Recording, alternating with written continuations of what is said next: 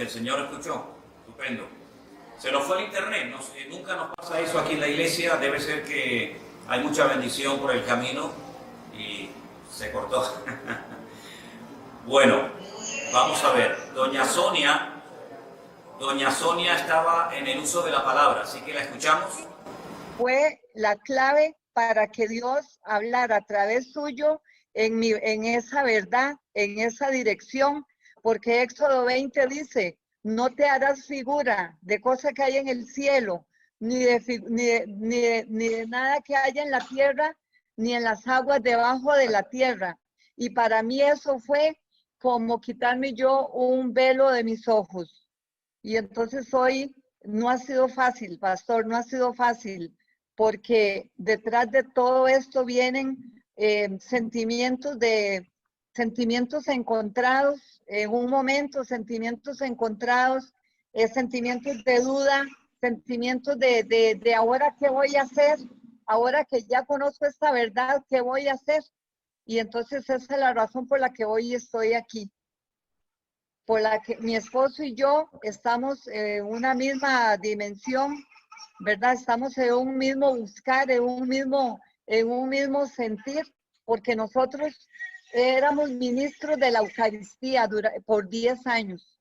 Llevábamos 10 años de ser ministros de la Eucaristía, entonces usted podrá entender que hemos tenido, yo digo hemos, porque a través de mí, también mi esposo ha ido, a través de la palabra, Dios nos ha ido hablando muy simultáneamente en cosas que son una verdad. Y solo le pido al Espíritu Santo que nos siga iluminando y que lo siga iluminando a usted. Y muchas gracias por tomarse este momento, pastor. Muchas gracias por este ratito que nos está prestando usted.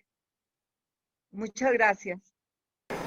Bueno, hermana Sonia, que el Señor le bendiga. De verdad yo tenía muchas ganas de conocerla a usted porque Rey me había hablado mucho de ustedes y conocía un poquito su situación. Primeramente decirles que el Señor hace todo perfecto.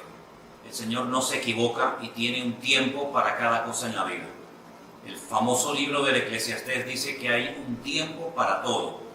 Un tiempo para nacer, un tiempo para morir, un tiempo para sembrar, para cosechar, para llorar, para reír. Hay un tiempo para todo. Y ahora usted está en un tiempo especial de su vida, porque ha llegado a un conocimiento, ha tenido un impacto con la palabra de Dios. Y la palabra de Dios tiene muchas características, y una de ellas es que es viva, es eficaz, y es como una espada que penetra y no nos deja igual, no nos deja, digamos, indiferentes, sino que golpea nuestras creencias, golpea nuestras tradiciones, golpea todas y cada una de las áreas de nuestra vida. Por lo tanto, lo que yo dije en aquella ocasión acerca de leer la palabra, de escudriñar las Escrituras, se lo digo hoy a usted y se lo digo a todos. La palabra de Dios es la que va a traer luz, es la que va a responder a todas y a cada una de las preguntas y de los interrogantes que ustedes tienen. No cabe la menor duda de que ustedes han sido personas que han estado muy, muy involucradas dentro del seno de la Iglesia Católica, ¿verdad? Por lo tanto, no es fácil comenzar una vida nueva, pero no es imposible, porque como ustedes comprenderán, ustedes no son las únicas personas que han tenido esta experiencia, sino que hay miles y miles de hermanos nuestros a lo largo del mundo que han tenido igual o parecida experiencia a la que usted ha tenido. Ahora bien, vayan con paciencia, no corran, no tengan prisa, no quieran entenderlo todo en 2 días.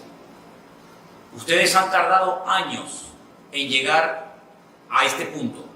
Ustedes han tardado años en llegar a este descubrimiento maravilloso de los verdaderos 10 mandamientos. Porque usted sabe perfectamente, y todos los que me escuchan en esta tarde, que los 10 mandamientos, no todos, pero algunos de los 10 mandamientos que nos enseñaron, no eran realmente así. Pero en todas las Biblias del mundo, repito, en todas las Biblias del mundo aparecen los verdaderos 10 mandamientos.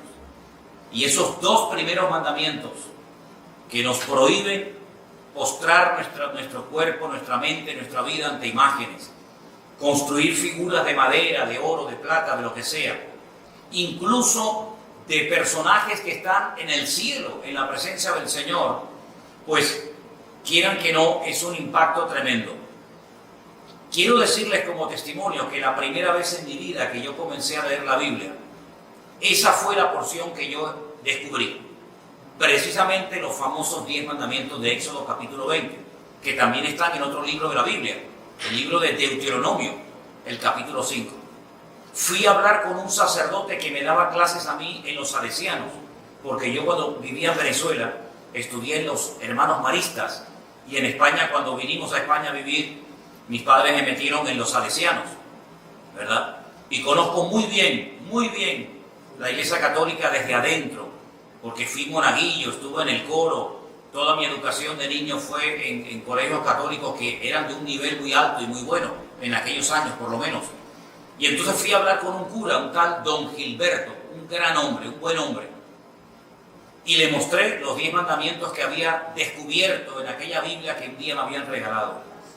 Y entonces él, mirando en varias direcciones, me dijo: Manuel, Sierra, como él me llamaba, si en algún momento de tu vida te encuentras en una encrucijada, que no sabes a quién obedecer y qué hacer, obedecer a los hombres o obedecer a Dios, quédate siempre con la palabra de Dios. Y eso es lo que hice. Comencé a leer y a leer y a leer y fui descubriendo cosas espectaculares de la palabra de Dios.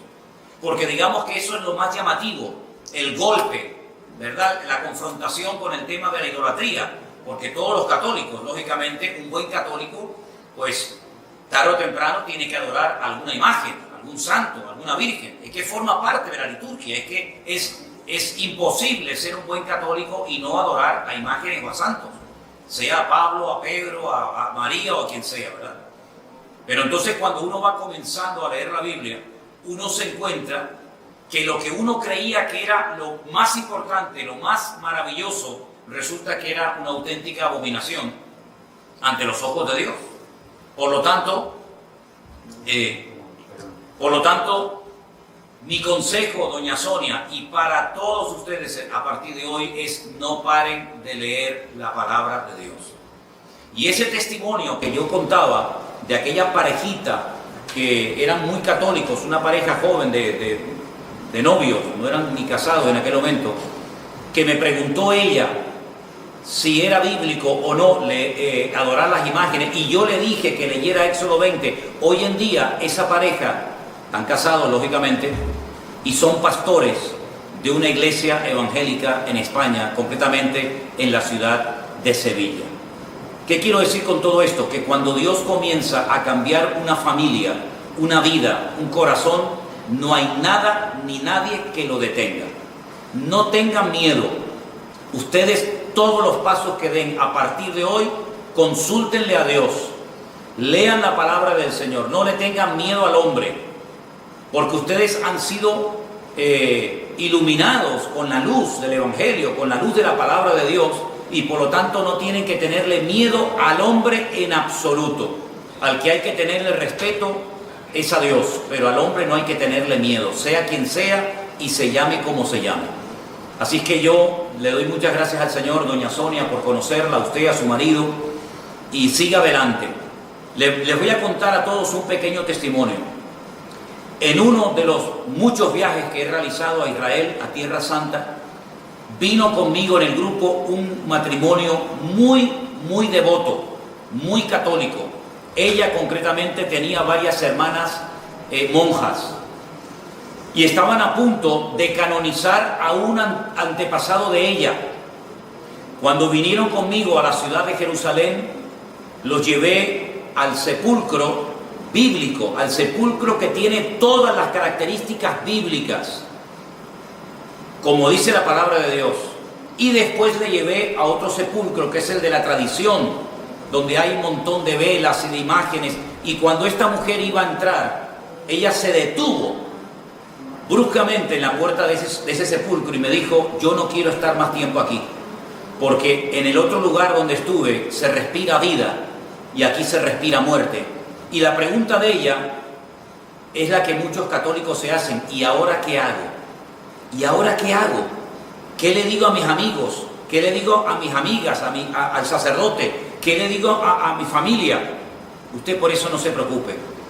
Ustedes lo único que tienen que decir es: yo quiero a obedecer, yo amo al Señor y yo me someto a mi Dios. Usted no ha renunciado a Dios. Usted no ha renunciado a nada digno de alabanza. Por lo tanto, lo que le tiene que decir a todo el mundo es: Dios está cambiando mi vida, estoy leyendo su palabra, y lo que le puedo decir es que lean la Biblia como yo la he leído, y el Señor se encargará de hacer la obra correspondiente en cada persona. Es lo que le puedo decir, doña Sonia. Perfecto. Ok. Bueno, pues, perfecto, gracias. Como resumen, no tengan miedo al hombre, lean la palabra del Señor, no tengan ningún temor, y a cualquier persona que les pregunte, díganle simplemente que ustedes están leyendo la palabra de Dios y que el Señor es el que está haciendo la obra en vuestros corazones. Por lo tanto, no le tengan ningún temor al hombre, sigan leyendo la palabra, que el Señor tiene grandes sorpresas para todos y para cada uno de ustedes por el camino. Doña Sonia, un beso, que Dios le bendiga, saludos a su marido, a su esposo, que Dios le guarde, mucho ánimo y a seguir adelante y a leer mucho la palabra de Dios, que en ella usted va a encontrar la respuesta a todas las preguntas, y el Señor le va a indicar con su Espíritu Santo, que ahora vive dentro de usted, lo que tiene que hacer en todo momento. Que Dios le bendiga grandemente. ¿Me escucharon bien ahora? Ok, gloria a Dios, gloria a Dios. Bueno, yo quisiera también decirle a cualquier otra persona que esté conectado en esta noche, que si tiene alguna pregunta, que aprovechando este momento tan bonito que estamos teniendo, que con toda libertad la haga. Ahora, perfecto, perfecto. Ok, buenas tardes, pastor. Que Buenas Señor le tardes, bendiga. hermana. Y a todos los hermanos. De verdad que qué bueno estar acá con ustedes. Para mí es una alegría inmensa. Y bueno, sí, tengo una pregunta rapidita para para darle chance a todos los demás. Es que tengo una duda con respecto a la oración. En la Iglesia Católica normalmente se ora rezando el Padre Nuestro, como todos los católicos saben. Padre Nuestro que estás en el cielo. Aquí todo el mundo sabe, los católicos, lo que es el Padre Nuestro. Yo estuve leyendo en Lucas 11, que cuando los discípulos se reúnen con Jesús, igual le preguntan de qué manera ellos podían orar. Y él les dice que oren de esta manera: Padre Nuestro que estás en el cielo. O sea, se repite la misma oración que hacen en la Iglesia Católica. Mi duda es esta: nosotros que ya estamos teniendo una relación directa con Jesucristo, como usted bien lo dice, ¿podemos seguir haciendo esa misma oración o debemos orar como si tuviéramos una conversación con Dios directamente, sin tener que usar tanto palabrerío y tantas cosas que se decían en la otra iglesia, sino como que vaciar tu corazón y decir lo que tú sientes, lo que tú piensas, y Él le irá indicando a uno de qué manera uno va a ir orando, ¿no? Ok, Esa es mi pregunta. Hermana, escuché muy bien su pregunta y le voy a pasar a responderla, y que la respuesta sirva también para todos los que están conectados en esta tarde.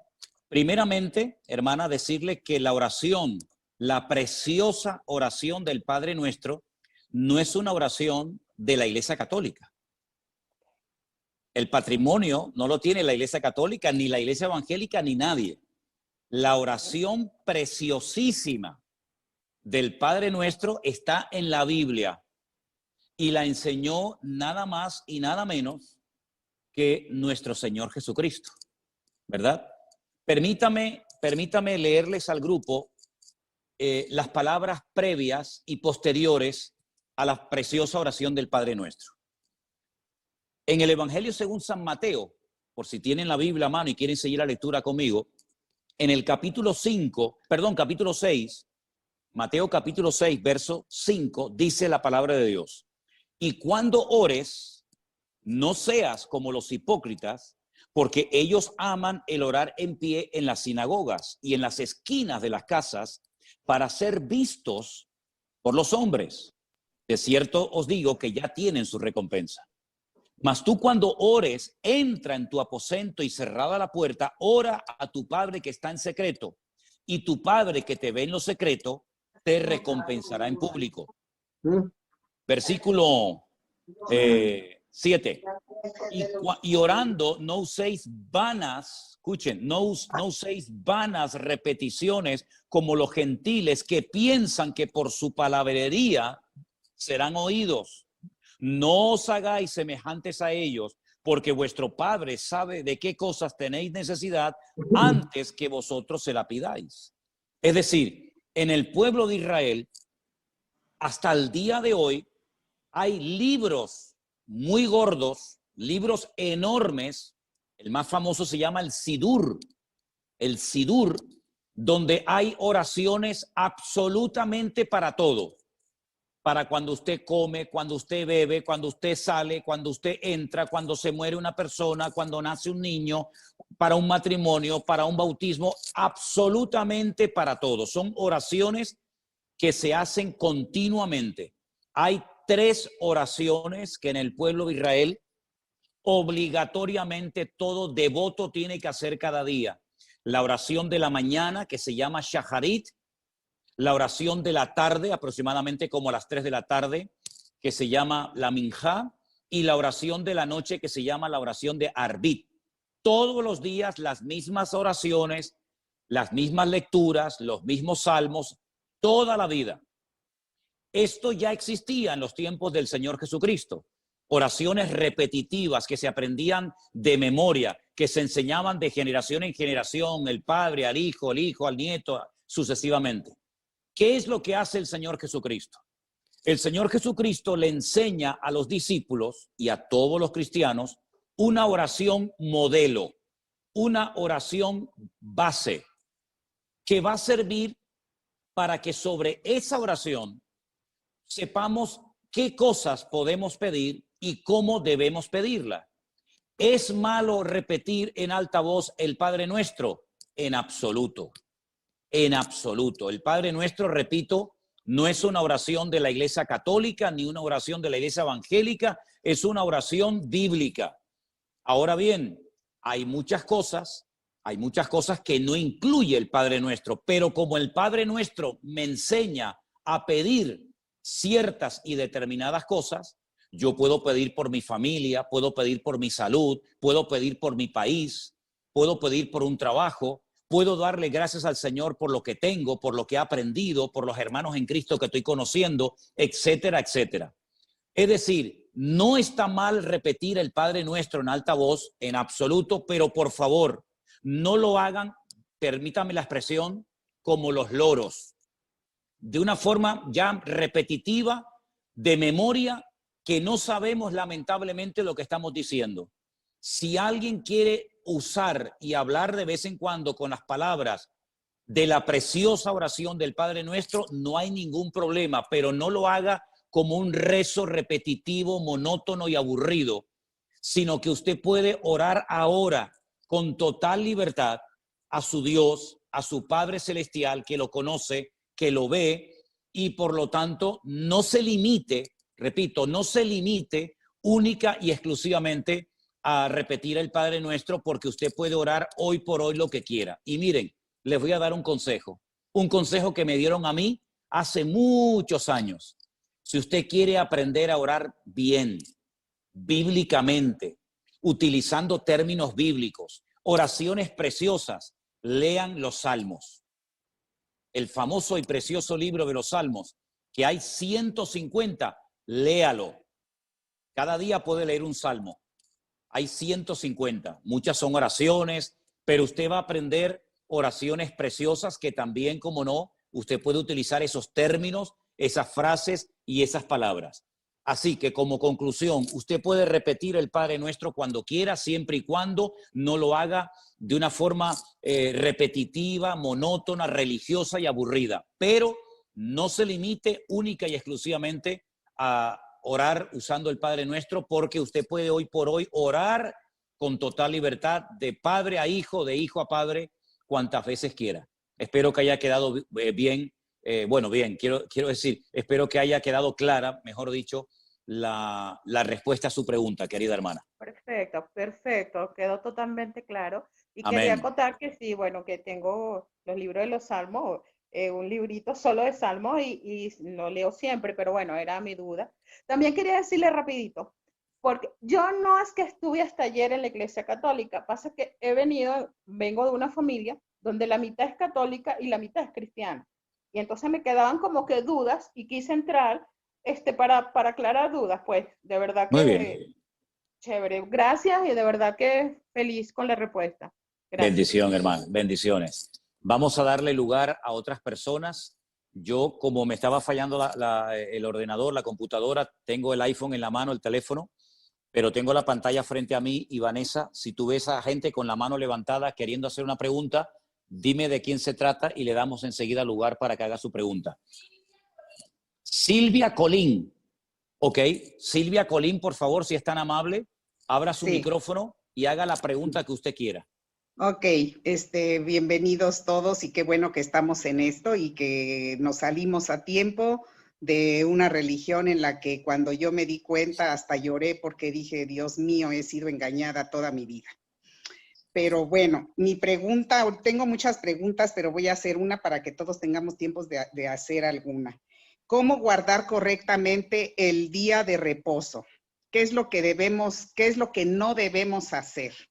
Porque en eso sí tengo mucha duda. También, por ejemplo, pues yo soy enfermera, yo trabajé 28 años en la noche para el Seguro Social y pues obviamente que quienes hemos trabajado en ciertos días es muy difícil guardar el día de reposo.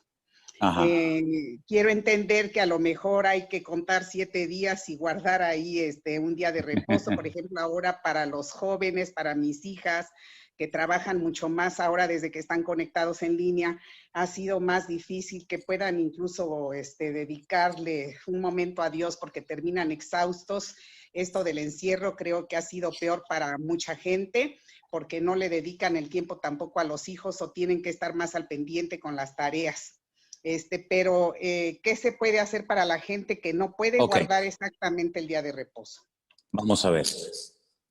Cuando uno lee en Génesis, el primer libro de la Biblia, todo lo que el Señor le ordenó a Adán y a Eva que hicieran, curiosamente, una de las cosas que le pide es que el séptimo día lo santifiquen. La palabra santificar significa apartar o consagrar. ¿Me explico? Apartar o consagrar es lo mismo que santificar. Bien, se lo dijo a Adán y a Eva. Es decir, en el séptimo día, ¿qué es lo que tenían que recordar? ¿Qué es lo que tenían que hacer? ¿Qué tenían que tener presentes aquella pareja por el hecho de que Dios le dijera que tenía que apartar ese día de una forma especial? Ahora bien, los días en la Biblia no reciben nombre. Se llama día primero, segundo día, se juntan los números, noten qué interesante, los números ordinales con los números cardinales, no se dice primer día, sino día primero, después segundo día, tercer día, así sucesivamente. El único día de la semana, repito, el único día de la semana que recibe un nombre es el séptimo, que se llama en nuestro idioma el sábado, y en el idioma bíblico la palabra es Shabbat. Shabbat, de la cual procede con las mismas letras, pero cambiando la pronunciación vocálica, la palabra Shebet, que significa sentarse o reposar. Cesar actividad, ¿verdad? Cesar cualquier actividad y consagrar o santificar ese día única y exclusivamente para el Señor. Bien. A lo largo de la historia, ningún pueblo guardó ese día de reposo porque se desviaron. Unos comenzaron a adorar a Moloc, a Baal, a Milcón. Solamente el pueblo de Israel a lo largo de la historia y después de recibir la Torá o la ley en el monte Sinaí por medio de Moisés, recibió la orden, y está dentro de los 10 mandamientos, de santificar el día de reposo, el Shabbat. No cualquier día, sino el séptimo. ¿Por qué? Porque en el séptimo día Dios cesó su actividad creadora. Dios no hizo nada, no habló, no hizo nada, ya todo estaba terminado. Y entonces, para decirle a las naciones paganas, nosotros no hacemos nada, porque es el testimonio visible, objetivo, que Israel podía dar como botón de muestra de que ellos creían en una obra creadora por mano de un Dios creador. Entonces, cuando la gente decía, pero ustedes, ¿por qué no trabajan en sábado? ¿Por qué los animales descansan en sábado? ¿Por qué no hacen nada? Porque nosotros creemos que Dios creó todo en 6 días y el séptimo día reposó. Era un testimonio tremendo. Ahora bien, cuando vamos al Nuevo Testamento y nos encontramos ya con la iglesia, con el cristianismo, uno históricamente sabe perfectamente, y solamente es cuestión de indagar y estudiar un poco, que los cristianos seguían, porque la inmensa mayoría en un principio eran judíos, seguían en las casas, en sus hogares, partiendo el pan. Y uno dice, bueno, partiendo el pan se refiere a que tomaban lo que llamamos la Santa Cena, el pan y el vino. No. Es que todos los sábados, el día de reposo Shabbat, se parte un pan, que es un pan trenzado, y se comparte vino. Todos los días del año que caen en Shabbat, se parte el pan y se toma el vino. Esa ceremonia se llama Kiddush. Se santifica esa ceremonia, ¿vale? ¿Qué fue lo que pasó? Bueno, algún día hablaremos de todo lo que se fue lamentablemente deteriorando con el paso del tiempo y en los muchísimos concilios que se fueron celebrando a lo largo de la historia, se fueron añadiendo y quitando cosas fundamentales que se habían practicado por siglos y siglos. Y una de las cosas que concretamente en el concilio de Nicea, antes del 400 antes de Cristo, concilio de Nicea, estudien eso en Google, por favor. En ese momento, la cristiandad, el liderazgo de la cristiandad en ese tiempo, transformó y cambió el Shabbat por el domingo. ¿Qué les parece? Hay unas declaraciones de un alto obispo de la Iglesia Católica de los Estados Unidos que con sus ropas sacerdotales da una conferencia, la pueden buscar en internet, en YouTube, donde él pide perdón porque él lee el decreto, el año, el día y la hora en la que la cristiandad quitó en ese concilio de Nicea el día sábado y lo sustituyó por el domingo. Ahora, ¿qué es lo que ocurre? En nuestra tradición cristiana es muy difícil, no sé ustedes hermanos, pero es muy difícil por las cuestiones laborales fundamentalmente, guardar el día de reposo. De hecho, los cultos, el culto principal de la mayoría de las iglesias, aunque aquí el sábado lo hacen los jóvenes, ¿verdad? Y en muchas congregaciones, el culto principal es el domingo. ¿Por qué? Porque en el sábado trabaja mucha gente y no vendría nadie al culto. Entonces, por cuestiones de práctico, por ser prácticos, nos congregamos el domingo. Ahora, en Cristo, todos los días son del Señor. Todos. El problema es que en el paganismo sí le pusieron nombres a los días de la semana. Y uno dice, ¿cómo es eso? El lunes se adoraba la luna, el martes al planeta Martes, el miércoles a Mercurio, el jueves a Júpiter, el viernes a Venus, el sábado a Saturno y el domingo en inglés es el Sunday. ¿Qué es el Sunday? El día del sol, los adoradores del sol. Entonces, lamentablemente, muy poca gente puede juntarse en familia tranquilamente alrededor de una mesa a tener un día de reposo, en este caso el Shabbat. Ahora, mi consejo es, todos los que puedan el sábado pasarlo en familia, comer juntos, con los hijos, con los nietos, orar juntos, bendecirse los unos a los otros, háganlo. Pero por cuestiones prácticas, el venir a la iglesia el domingo no es ningún pecado mortal, es por cuestiones de cuestiones prácticas.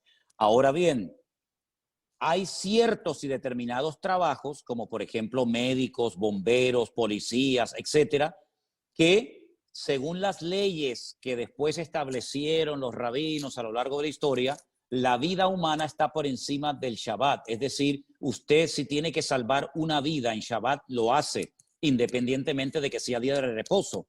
Jesús le dijo una vez a un líder de una sinagoga en Israel, le dijo, tú eres un hipócrita, querido, porque esta hija de Abraham que estaba 18 años atada por Satanás en tu congregación, que no se podía enderezar, tú no orabas por ella, pero sin embargo hoy te has levantado y has desatado tu buey del pesebre y lo has llevado a beber. ¿Cómo es posible que le des más importancia a la vida animal que a la vida humana? Entonces lo que no tenemos es caer en un fanatismo y creer que porque no podemos guardar el día de reposo nos vamos a condenar. No, hay que procurar cumplir con todo dentro de nuestras posibilidades. Pero el día de reposo es fundamentalmente un día de eso, de reposo, de tranquilidad, de sosiego, de calma para estar en familia, estar juntos, cesar cualquier actividad que pueda ser cesada. Y luego el domingo nos juntamos como pueblo de Dios en nuestras iglesias, nuestros cultos, y no hay ningún problema. Pero en Cristo no nos ceñimos única y exclusivamente como Israel a un día de la semana, sino que en Cristo todos los días son del Señor. Y para finalizar, en la carta muy interesante a los hebreos, que la tenemos en el Nuevo Testamento, antes de la carta de Santiago, dice que enseña que Cristo es nuestro reposo, es decir, Cristo es nuestro Shabbat. En Cristo, ese reposo que se representa con un día a la semana, nosotros lo tenemos constante y permanentemente todos los días de nuestra vida. Espero haber respondido a su pregunta, querida hermana. Sí, sí, pastor, y es que como se habla de que la gente no se salva si no guarda el cuarto mandamiento y en eso está el séptimo día, pues digo, híjole. Eso no es verdad. Eso no es verdad. La salvación no se gana por los mandamientos. Permítame ponerles el ejemplo de un joven rico que un día vino al Señor y le dijo, maestro bueno, ¿qué tengo que hacer para heredar, para tener la vida eterna? Y Jesús le dijo, ¿estás cumpliendo con los mandamientos? Y le dijo, sí. Y le dice, pero aún te falta una cosa. Es decir, cumplía con los mandamientos, pero le faltaba una cosa. Luego, por sentido común, simplemente por guardar los mandamientos no ganamos la salvación de nuestra alma. Porque si fuera por eso, ¿para qué vino Cristo a morir en una cruz? Si cumpliendo con los mandamientos, que tampoco son tan difíciles de cumplir, obtenemos la salvación de nuestra alma, entonces la obra de Cristo en la cruz no era necesaria, nada más lejos de la realidad. La salvación no se obtiene por lo que hacemos, sino por los méritos de Cristo. ¿Ven? Okay. Gracias. Tengo más preguntas, pero bueno, a ver que alguien más haga.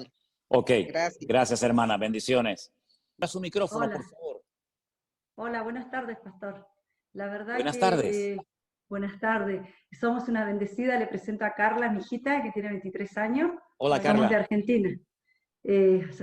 Hola. Y, ¿cómo es? Somos una bendecida porque todos los días escuchamos el devocional y la verdad que somos una bendecida de tenerlo en nuestras vidas, porque gracias a usted hemos interpretado la palabra, hemos tenido mucho conocimiento y nos ha ayudado un montón, porque en la Iglesia Católica jamás leímos la palabra, jamás. Siempre que íbamos a misa nunca la interpretábamos tampoco, pero al tenerla a usted en nuestras vidas somos una bendecida por guiarnos, por ser nuestra guía. Le agradecemos a Dios. Que Dios lo bendiga inmensamente. ¿Me escucha, pastor? Bueno, la pregunta que yo le hice la vez pasada era el tema de la Biblia, porque nosotros tenemos la Biblia católica y ahora tenemos la Reina Valera. Lo que quería consultarle yo, que le consulté la vez pasada, era qué hacíamos con la Biblia católica. Pero usted nos había dicho que había una parte de la Biblia católica que era muy interesante leerla, pero no me acordaba, por eso quería tomar nota para guardar. ¿Cuál era la parte interesante para leer? No se escucha, no lo escucho. Perdón, había quitado el micrófono. Ah, La Biblia católica es una muy buena versión. La Biblia católica generalmente es versión nácar colunga, que son los apellidos de la persona que tradujo la Biblia, igual que la Reina Valera son los apellidos de Cipriano de Valera y de Casidoro de Reina, ¿verdad? Ahora bien, no descarte la Biblia católica, léala todas las veces que quiera, sin ningún problema, sin ningún problema. ¿Qué es lo que ocurre? A veces nosotros en la iglesia o cuando yo hago los devocionales por internet, claro, al yo leer la Reina Valera, yo le aconsejo a la gente que tengan la misma versión para que puedan seguir la lectura. Pero la versión Reina Valera es buena, no hay ningún problema. Ahora bien, ¿cuál es la diferencia? Aunque permítame que le corrija una cosita, hermana. No hay Biblia católica y Biblia evangélica. La Biblia es Biblia. No es ni de los católicos ni de los evangélicos. Hay una sola Biblia. ¿Ok? sí. Okay. Ahora, ¿qué ocurre? Mire, en el Concilio de Trento, antes mencioné el de Nicea, ahora les voy a mencionar otro. Siglo XVI, Concilio de Trento, tomen nota. Sí. La Iglesia Católica 16. hizo muchos cambios, quitó, puso muchas cosas, y una de las cosas tremendas que ocurrieron en el famoso Concilio de Trento fue que la Iglesia Católica decidió añadirle 7 libros más al canon de la Biblia. Es decir, lo que ya estaba establecido por siglos y siglos y siglos. Fíjese, le estoy hablando del siglo XVI. Luego habían pasado ya muchos siglos después de Cristo, ¿verdad? Le añadió 7 libros de historia judía. Algunos de esos libros se llaman Baruch, Sabiduría, Tobías, Primera y Segunda de Macabeos, ¿verdad? En total 7 libros. 7 libros de historia. Usted dice que es de Argentina, ¿verdad? Sí, de Argentina, pastor, sí. Imagínense que en la Biblia añadieran historia de la República Argentina.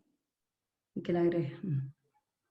Es una historia interesante, pero que no tiene nada que ver con lo que el Señor ya había puesto en su palabra. Entonces yo recomendé en un momento la lectura de los libros de Primera y Segunda de Macabeos. Y voy a dar una pequeña explicación para explicarles el por qué lo recomendé. En el Antiguo Testamento, la Biblia está dividida en 2 partes. Antiguo Testamento, es decir, antes de Cristo, Nuevo Testamento, después de Cristo. Bien.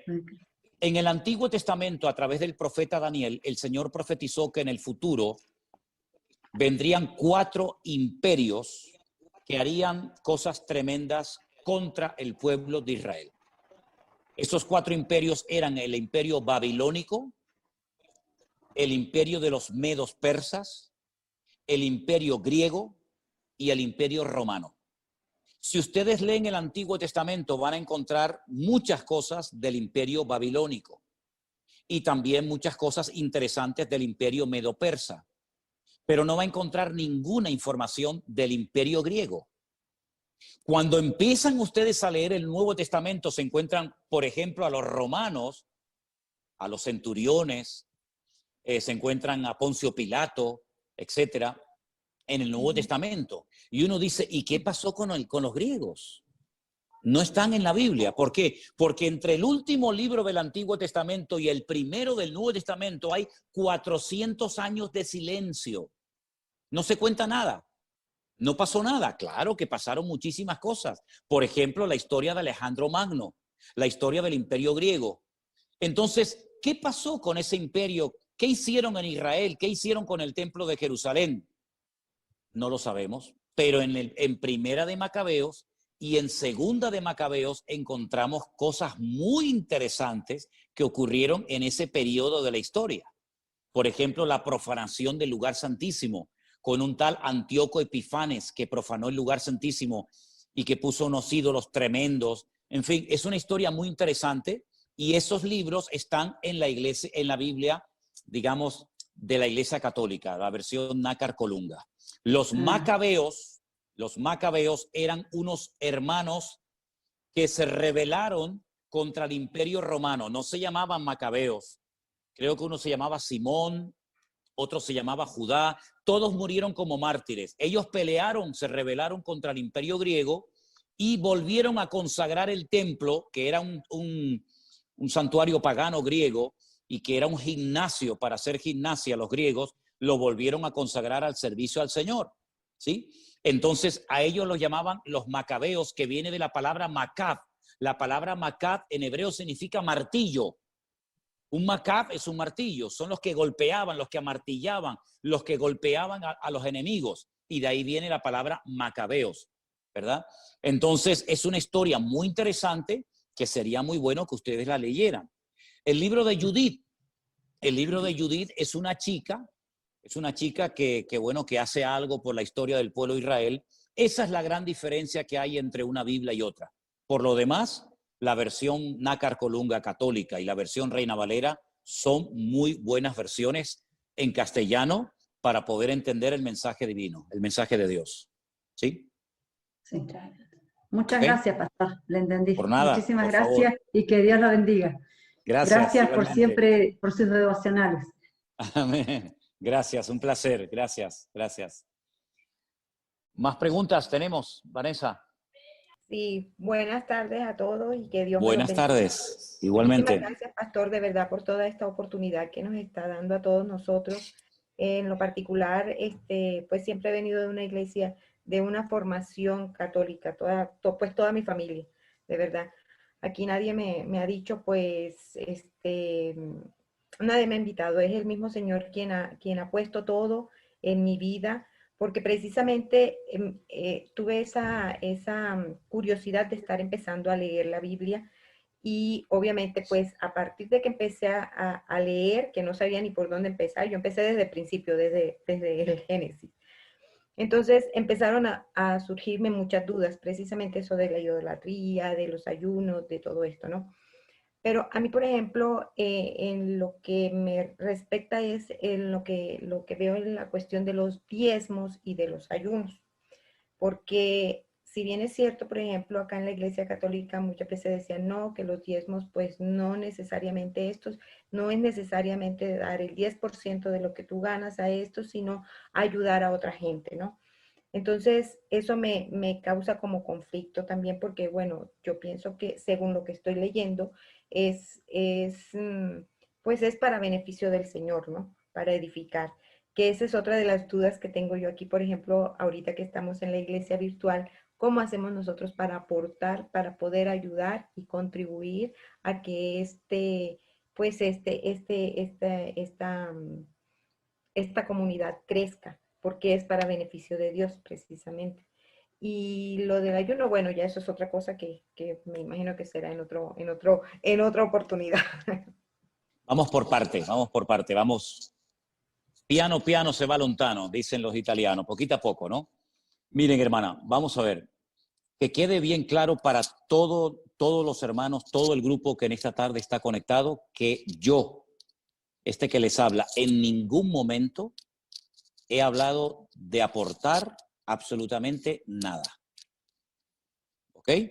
No hablamos de diezmos, ni de ofrendas, ni de donaciones, ni de limosnas. No he hablado absolutamente nada de eso, ni lo haré, salvo si me preguntan. Pero nuestra prioridad y nuestro objetivo no es pedir dinero, ni aprovecharnos de la generosidad de la gente, ni muchísimo menos, ¿verdad? Eso lo quiero dejar bien claro y además ustedes saben perfectamente que me llevan algunos años escuchando y lo único que hago es simplemente decir gracias de todo corazón a los que sienten en su corazón en algún momento mandar alguna aportación, pero jamás hemos pedido nada. Bueno, dicho esto, permítame decirle que cuando el pueblo de Israel recibe lo que llamamos la ley, la palabra correcta sería la Torá, la instrucción, los 5 libros, Génesis, Éxodo, Levítico, Números y Deuteronomio, a esos libros se le llama el Pentateuco, que viene de la palabra 5, Pentateuco, Humash, en hebreo de la palabra 5, ¿ok? Reciben 613 mandamientos. Repito, 613 mandamientos u ordenanzas. Había ordenanzas que eran para las casadas, para las solteras, para los viudos, para los soldados, para los agricultores, para los ganaderos, para los sacerdotes. Sí, imagínense, 613 mandamientos hay para todo el mundo y para todos los gustos. Ok. Una de las cosas que el Señor dijo es que de las 12 tribus de Israel, las 12 familias que se fueron reproduciendo y formaron el pueblo de Israel, el Señor escogió a una de las 12 que fueron los levitas, la famosa tribu de Leví, que no iban a recibir herencia, no iban a recibir tierra, por lo tanto, no se iban a poder dedicar ni a la agricultura, ni a la ganadería, ni a ningún otro trabajo, sino solamente a las cosas del templo, del tabernáculo, las cosas del Señor, los sacrificios, etc. Entonces la pregunta es, si no podían trabajar en otra cuestión más que en los asuntos de Dios, ¿de qué vivía esta gente? ¿Verdad? Pregunta lógica.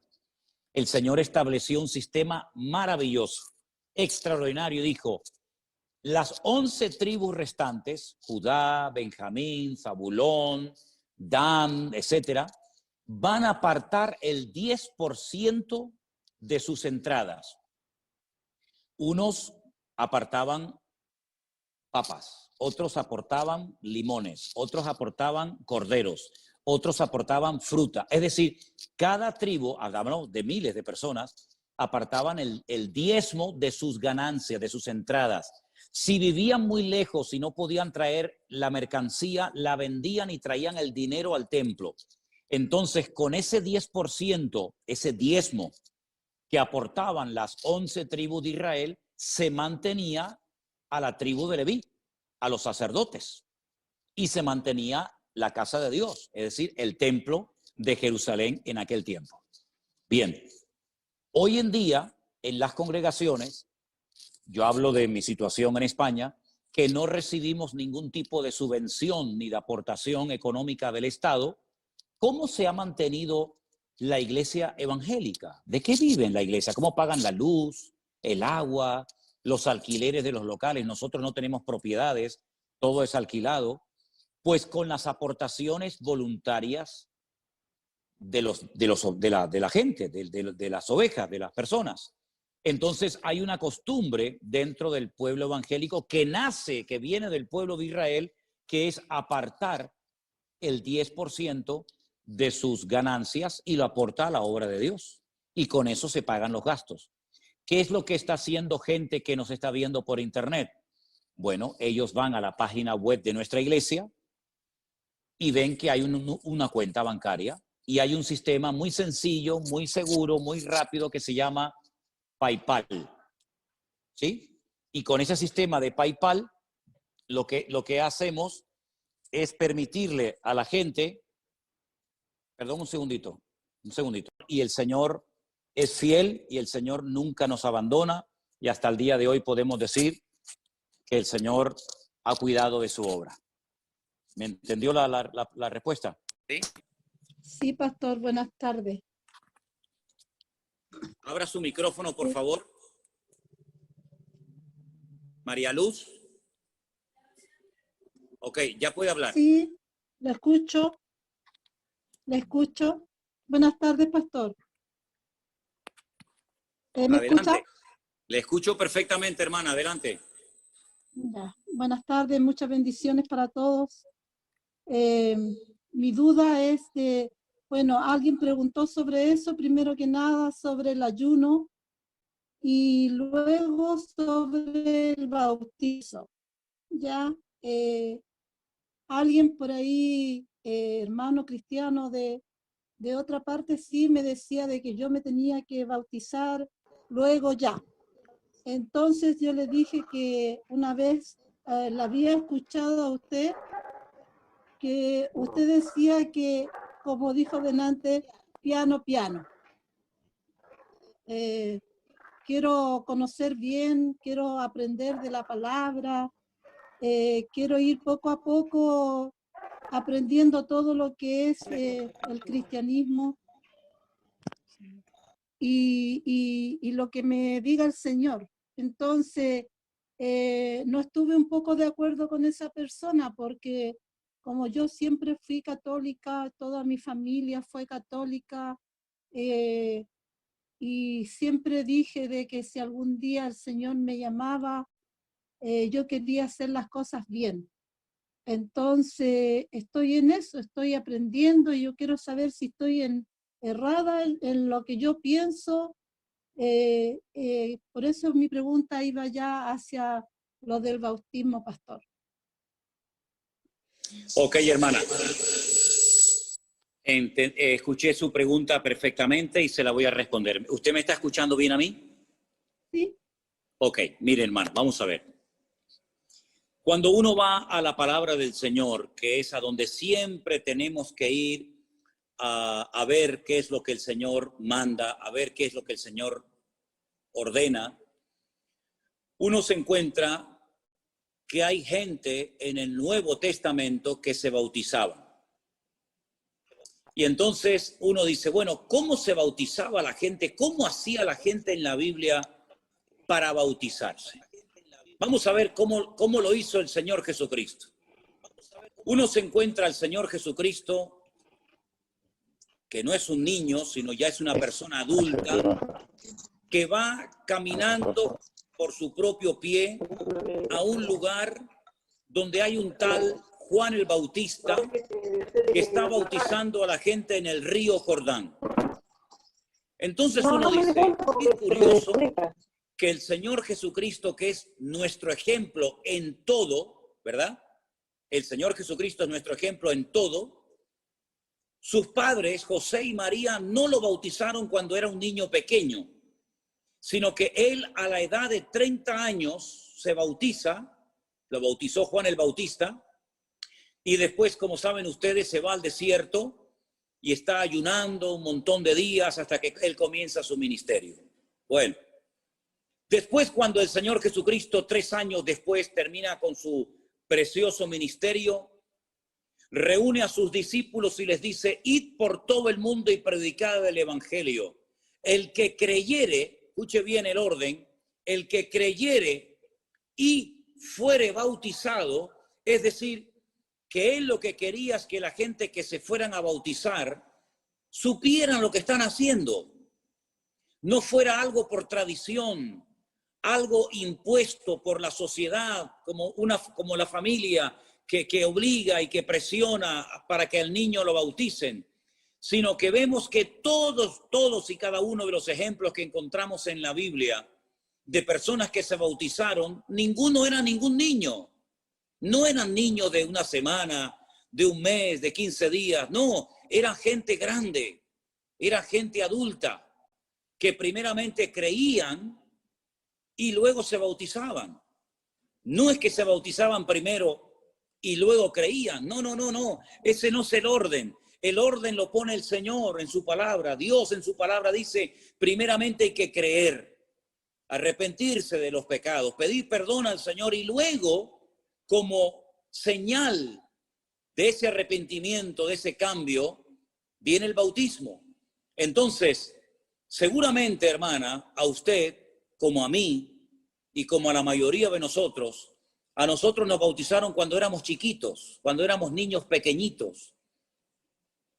Yo no sabía lo que me estaban haciendo, no me acuerdo de eso, pero cuando ya fui grande y leí la Biblia, y me di cuenta que mi Señor Jesucristo se bautizó de grande y que Él ordenó a la gente bautizarse de adulta, entonces yo dije, yo ahora me quiero bautizar, porque ahora lo entiendo, porque ahora lo quiero hacer, no porque papá, mamá, el abuelo, la sociedad o la familia lo dice, sino porque yo lo siento hacer y quiero poner en práctica ese mandamiento de la palabra del Señor. Entonces, claro que tenemos que bautizarnos de grande, hermana, pero no tenga prisa, no se preocupe. Yo estoy orando al Señor y pido ahora a ustedes que lo hagan también conmigo para que, si Dios lo permite, claro, el mundo está tan raro y todo está tan cambiado que ya uno no puede hacer planes ni de aquí a mañana, ¿verdad? Pero si Dios lo permite, para el año que viene, estamos orando para que el Señor nos permita ir a los lugares donde ustedes están ahora viviendo. A Chile, a Colombia, Argentina, a tantos lugares donde hay tantos hermanos esperando para poder ser bautizados y también para poder conocernos personalmente. ¿Por qué no? Entonces les pido que oren, porque si el Señor lo permite, imagínense los hermanos de Argentina, de Chile, de Colombia, de otros países que se quieren bautizar. Qué lindo sería si nos pudiéramos juntar y hacer un día, un culto, una reunión en un río, en un lago, en algo, en un sitio donde poder bautizarles a todos ustedes. Así que no tengan prisa. Yo sé que muchos lo han leído, lo quieren poner en práctica porque no han leído de la palabra del Señor, pero no tengan prisa. Ya lo haremos cuando el Señor lo permita y lo crea conveniente. Amén, hermana. Así que le animo a que siga adelante con el Señor. Lea la palabra, preste atención a lo que dice el Señor y no tanto a lo que dice la gente. Y no se preocupe que cuando llegue el momento, usted podrá poner en práctica ese mandamiento de la palabra del Señor. Espero haber respondido a su pregunta en esta noche, perdón. Bueno, aquí es de noche, para ustedes es de día. Hola, pastor, qué gusto más grande poder saludarlo. ¿Me escucha bien? Sí, le escucho. Ya, qué bueno, qué gusto poder saludarlo. Yo soy de Chile y bueno, católica hasta hace poco tiempo y tratando de poder seguir lo más posible algo que no conozco muy bien. Entonces, mi pregunta es la siguiente, pastor. La verdad es que uno tiene que llevar una vida a diaria. Y usted sabe que en los católicos, ya que usted fue católico también alguna vez, todo sirve, todo vale. En los católicos uno iba a misa el día domingo y se sentía que había quedado purificado para el resto de la semana. Entonces, mi pregunta es la siguiente. Yo he visto que no hay una... por ejemplo, para nosotros, sabe que los católicos la Eucaristía, como decía la otra señora, es súper importante. Y yo he visto que en la iglesia que usted preside, eso es una vez al mes. Y nosotros para poder comulgar teníamos que habernos confesado, ¿cierto? Y esto tampoco lo veo en las iglesias cristianas. Entonces mi pregunta es, no importa que uno no se haya confesado, o cómo lo hacen para ustedes determinar cuándo es la Santa Cena que ustedes le llaman y para poder estar bien con el Señor, porque para nosotros sabe lo importante que es la Eucaristía. Le escuché perfectamente, hermana. Le escuché perfectamente y es una pregunta muy, muy interesante y me alegro mucho que la haya hecho porque estoy seguro de que le va a ayudar a más de uno de los que están conectados en esta noche. Vamos a ir por partes, ¿sí? El Señor Jesucristo, la noche que fue entregado, la noche que lo crucificaron, ¿verdad? ¿Qué fue lo que repartió a sus discípulos? Repartió pan y repartió vino, ¿no es cierto? Porque además esa noche se estaba celebrando una fiesta que en hebreo se llama la fiesta de Pesaj. Nosotros la conocemos como la fiesta de la Pascua, ¿sí? Y es una noche muy, muy importante porque recordaban la liberación de la esclavitud en Egipto. Habían estado 400 años sus antepasados en Egipto como esclavos, la mayoría del tiempo, y lograron salir milagrosamente a través de Moisés, que los llevó hasta el monte Sinaí, y bueno, todos conocemos la historia, ¿verdad? Entonces, todos los años se sigue celebrando en Israel la fiesta de la Pascua, donde comen hierbas amargas, donde comen el cordero, donde comen pan sin levadura, donde toman el vino, ¿cierto? Ahora, en el Nuevo Testamento, el Señor Jesucristo dijo, haced esto en memoria de mí, y todas las veces que lo hagáis, la muerte del Señor anunciáis hasta que Él venga. Es cierto que cuando uno era católico, y sé perfectamente lo que usted dice, porque yo era casi de misa diaria, porque en aquellos tiempos teníamos que ir a misa casi todos los días en el colegio, y previamente teníamos que pasar por el confesionario.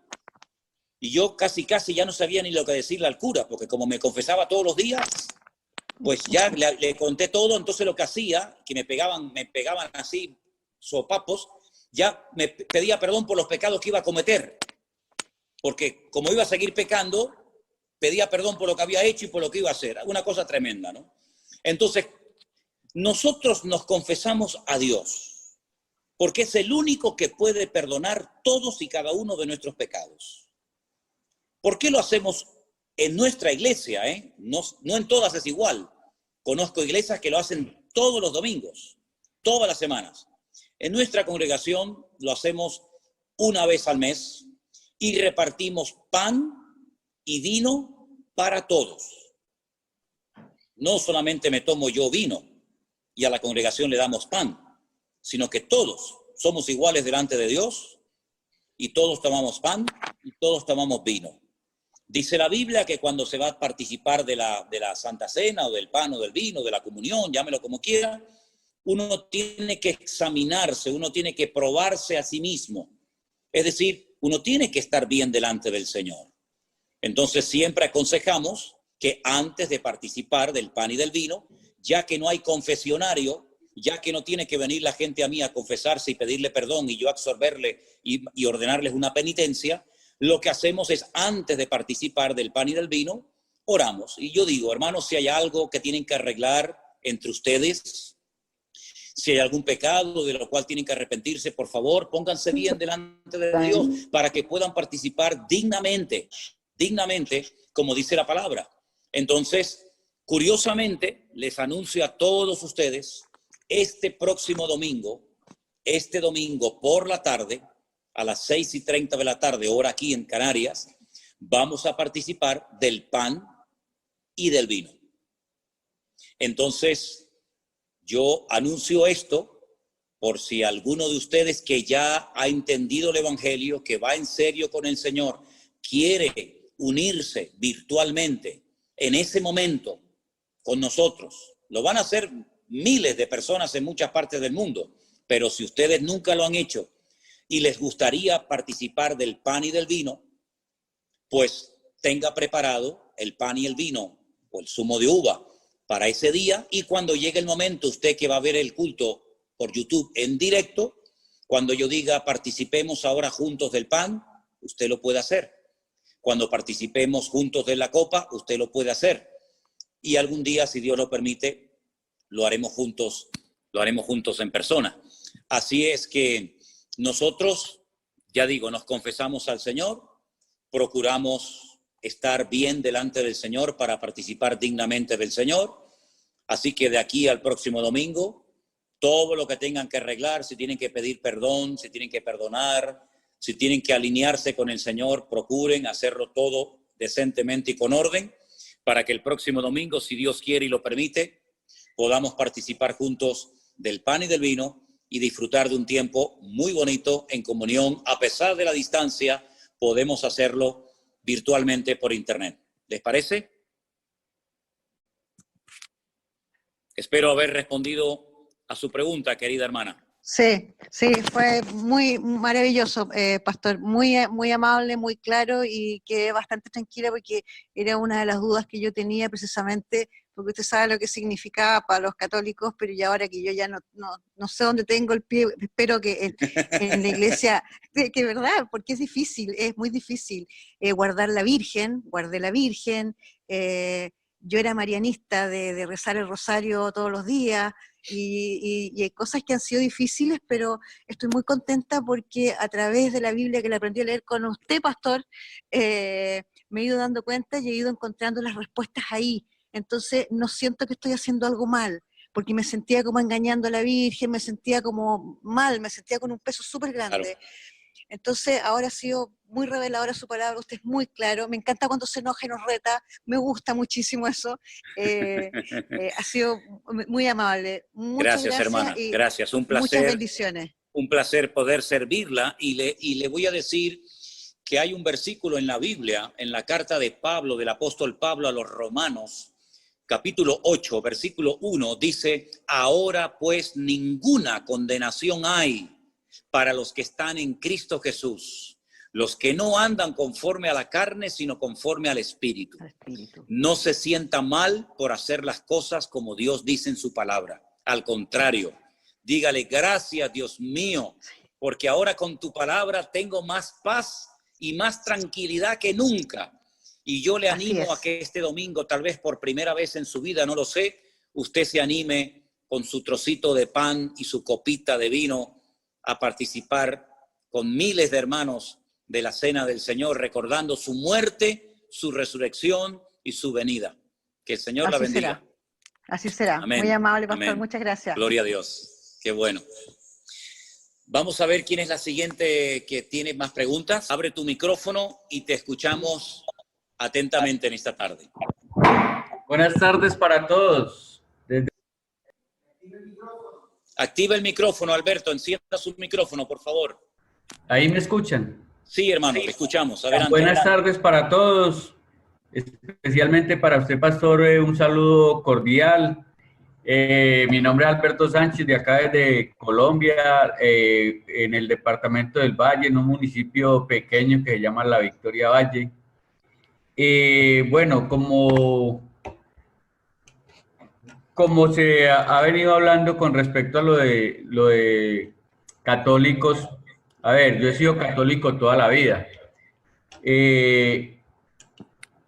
En tiempos de pandemia, por recomendaciones, un día me colocaron a ver el pastor online y me quedó gustando y desde ahí empecé a verlo a usted y me he enamorado bastante de su forma de predicar, de su forma de enseñar, de su forma de hablar, sobre todo porque en usted no se ve fanatismo, sino como esa enseñanza, la enseñanza que de pronto uno quiere, como esa verdad, toda esa verdad que está escrita en la palabra y que realmente en la Iglesia Católica nos la han ocultado toda la vida, porque la Iglesia Católica somos ciegos a todo lo que va uno aprendiendo cuando empieza uno a leer la palabra.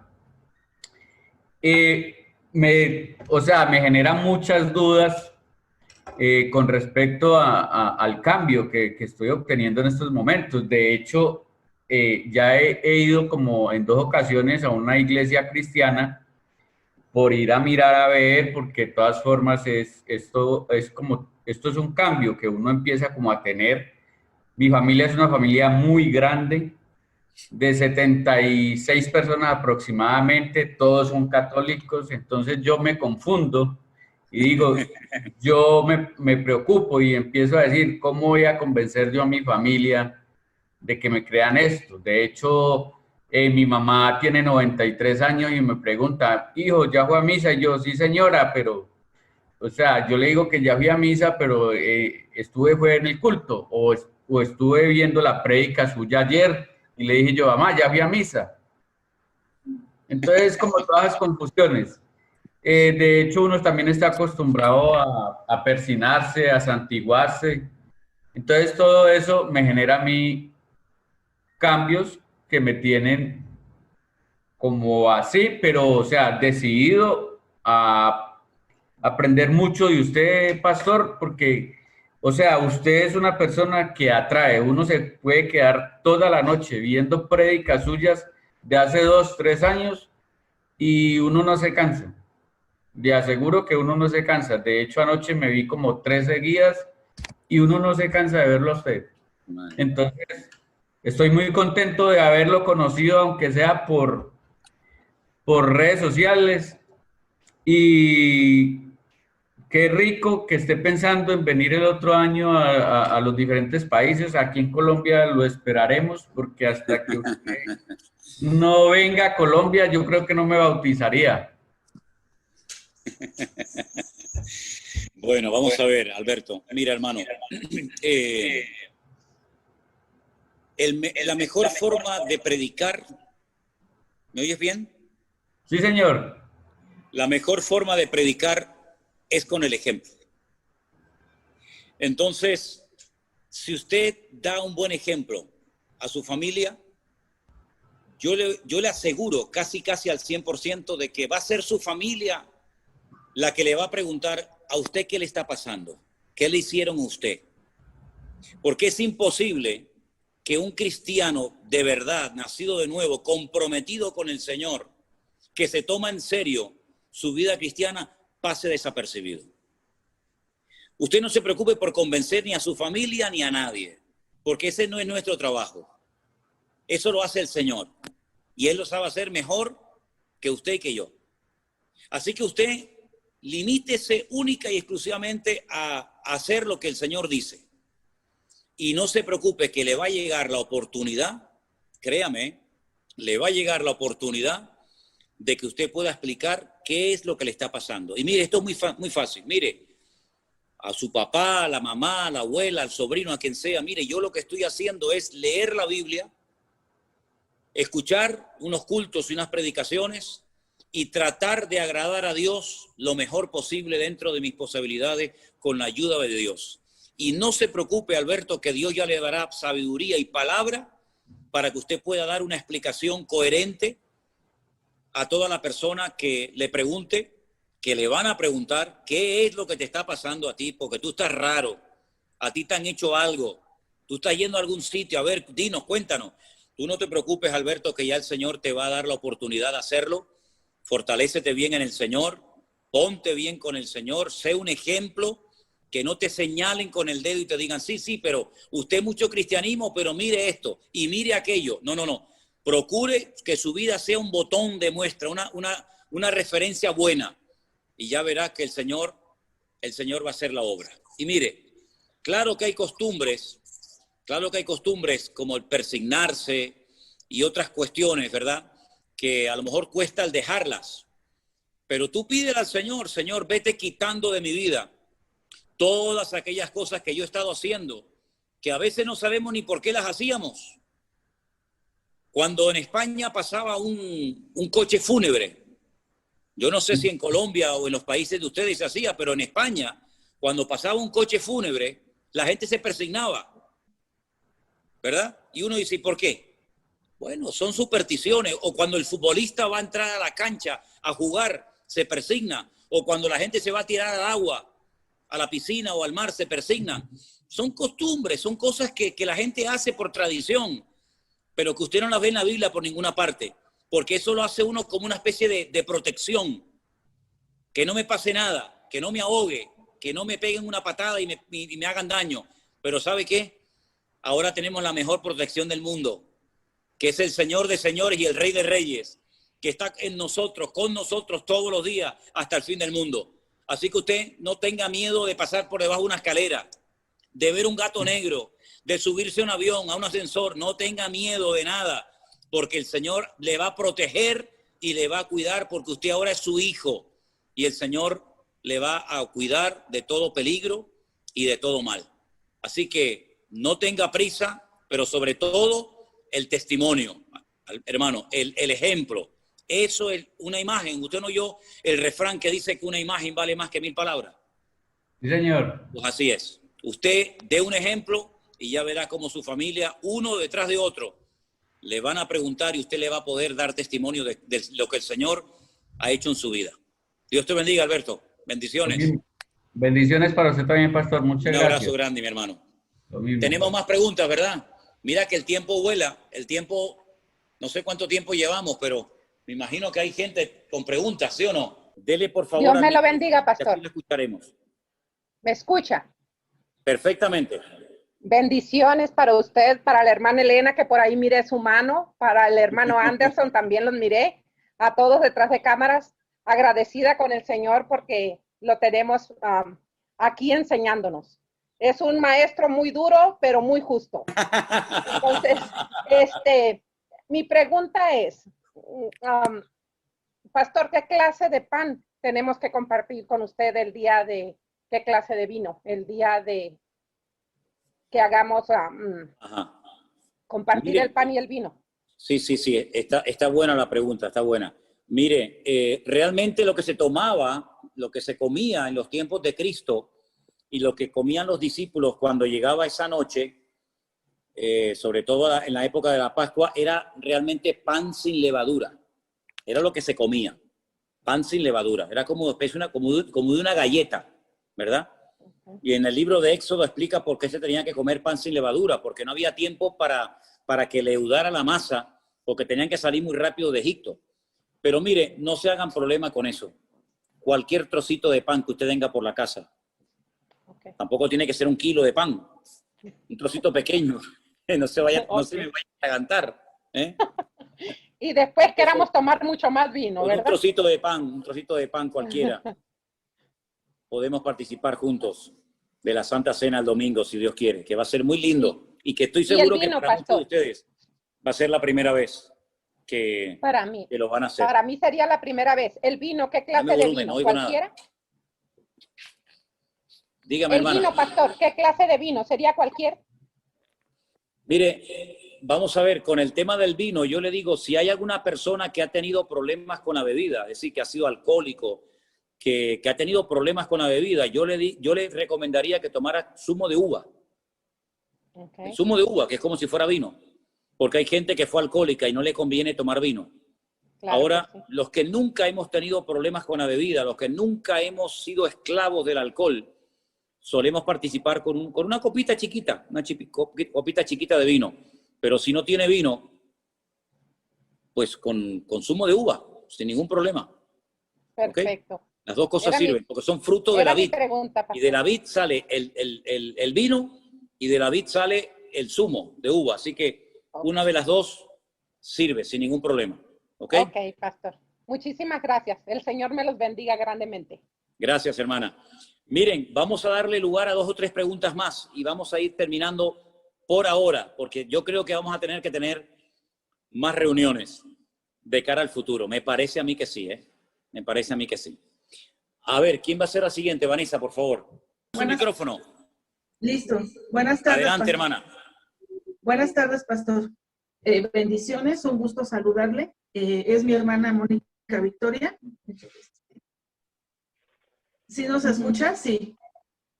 Ok, bueno. Y pues nosotros venimos de una familia católica. Mis papás son católicos. Nosotros, pues a partir de que escuchamos sus prédicas y sus devocionales y sus cultos y las escatologías, pues la verdad hemos aprendido muchísimo con ustedes su palabra, de lo que nos enseñan, y pues estamos muy contentas. Y estoy en el proceso de enseñarle a mi hijo también, tiene 10 años y de enseñarle predicar. Yo soy divorciada, pues ella es soltera, pero mi hermana tiene una pregunta que hacerle porque pues ha escuchado su prédica y las escatologías. Entonces, pues le cedo la palabra a mi hermana. Dios me lo bendiga. Buenas tardes, pastor. Un gusto conocerlo y que se tome el tiempo de reunirnos a conocer la palabra de Yahshua. Y bueno, derivado de que he escuchado las prédicas que ha dado y las escatologías y del tema que dio el día de ayer, yo tengo una pequeña duda. No sé si existe que si hay una pretribulación, tribulación y gran tribulación, o es solamente la tribulación. No sé si me pudiera aclarar ese punto. Bueno, mire, hermana, la Biblia nos habla en plan genérico, ¿verdad? A nivel general de algo que se conoce como la gran tribulación. En el Antiguo Testamento, la expresión no es gran tribulación, sino es el tiempo de angustia de Jacob. Es lo mismo, pero depende si usted está leyendo el Antiguo o está leyendo el Nuevo. Solamente recibe un nombre. No hay pretribulación, posttribulación, hay gran tribulación y punto. Lo que ocurre es que la Biblia sí nos da mucha información acerca de lo que va a ocurrir previo, es decir, antes de que comience ese periodo terrible que se llama la Gran Tribulación y que es el desarrollo del libro de Apocalipsis fundamentalmente, aunque también de otras profecías del Antiguo Testamento, ¿vale? Entonces es lo que se conoce como el tiempo del fin. Es decir, cuando se acerque el tiempo de la tribulación, vamos a comenzar a ver muchísimas señales. Algunas de ellas ya estamos comenzando a verlas. Ya se está hablando de la formación de un nuevo orden mundial. Estamos viviendo una pandemia mundial, ¿verdad? Muchos de nosotros sabemos de lo que estamos hablando. Millones de hermanos no se pueden congregar, iglesias cerradas, etcétera. Entonces, hay una gran tribulación que empieza con algo que se conoce en la Biblia, en Apocalipsis 6, como los sellos, Los sellos, que son 7, a continuación 7 trompetas y a continuación 7 copas, las copas de la ira. Pero antes de que comience a desarrollarse o dé lugar el inicio de la gran tribulación, hay muchas señales previas, como los dolores a la mujer que está de parto, ¿verdad? No nace el niño en el primer momento, sino que hay unos dolores que van avisando que el niño viene, y esos dolores van preparando a la madre para el momento del alumbramiento, el momento del parto. Entonces, eso es lo que la Biblia, a grandes rasgos, nos enseña acerca de lo que se conoce como la gran tribulación. ¿Ok? Ok, sí, pues muchas gracias, pastor. Oramos por usted, por su familia y por toda la iglesia. Estamos muy, muy contentas y pues que Dios lo bendiga grandemente. Pues nada, hermana, un placer haberla podido ayudar, y de todas maneras, las clases de escatología que se grabaron en su momento, allí hay también muchas explicaciones que en un momento determinado sería bueno que a lo mejor usted escuchara y que le pueden ayudar y reforzar su conocimiento de la palabra, ¿sí? ¿Okay?